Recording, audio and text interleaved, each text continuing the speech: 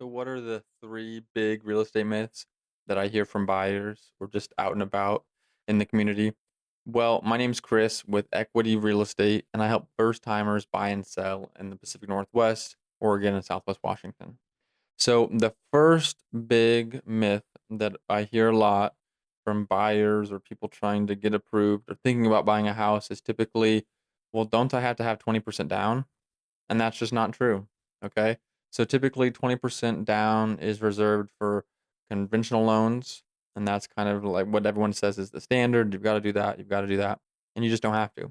So even conventional loans even have sometimes like 5 or 10% down options to do that. Depends on the lender and the bank, but there are some options like that.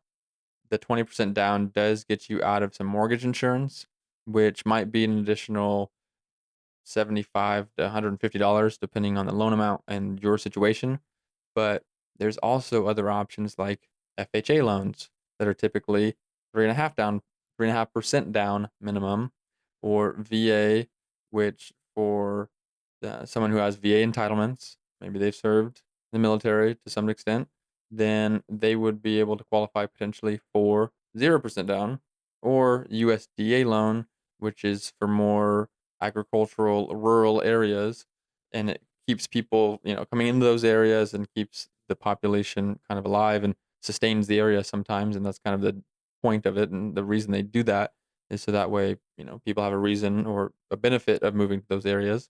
So those can also be 0 down. Well, that's a lot less than 20% down. So 20% down is a myth. We hear it all the time, but it's just not true. Okay? Number 2. And that number 2 is, well, don't I have to have perfect credit? Oh, I can't buy because I don't have perfect credit. I had such and such happen 2 years ago, right? So, again, it's kind of something that people think that there's a certain number they have to reach until they can do that or move forward, and really, it's not.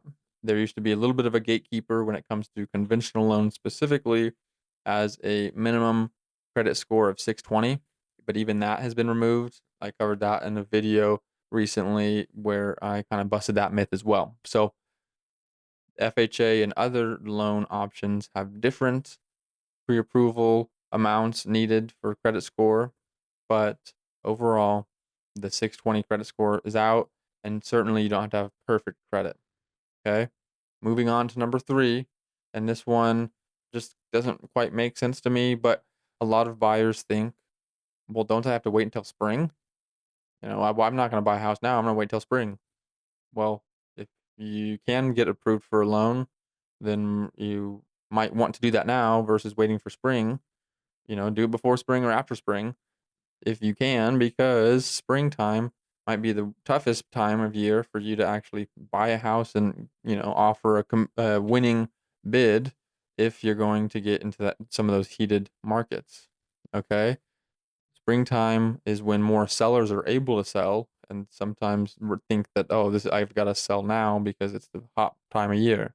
Well, you waiting and kind of perpetuating that stereotype or myth is what makes it the more popular time. But there are some things and some other factors that lead into that, like, school cycles, right? A lot of parents talk about wanting to time it in a way that they might start shopping in, you know, March, April, May. And then that way, if they find something and buy something, it closes, towards the end of May or in June or July. And then while their kids are on summer break, they can move. Also, it's just nicer that time of year. We've got longer days, so you can actually see houses after work.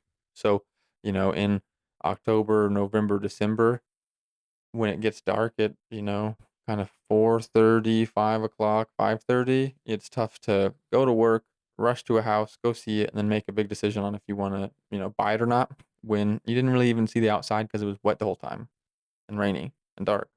So, number 3 is that last and final myth of the timing. So, if it works for you, then you might wanna pursue it, right? If you can get pre-approved, then get pre-approved, excuse me, and see if the home that you wanna move into is on the market or buy. It could be, and you might just be waiting just to essentially wait. Then you have more competition, and you have to pay more for that house. Don't do that. Okay? So as always, I hope this has been helpful. Like or comment down below and feel free to subscribe so that way you can stay up to date on more educational videos when they come out every week. And I hope that this has been helpful. Feel free to let me know.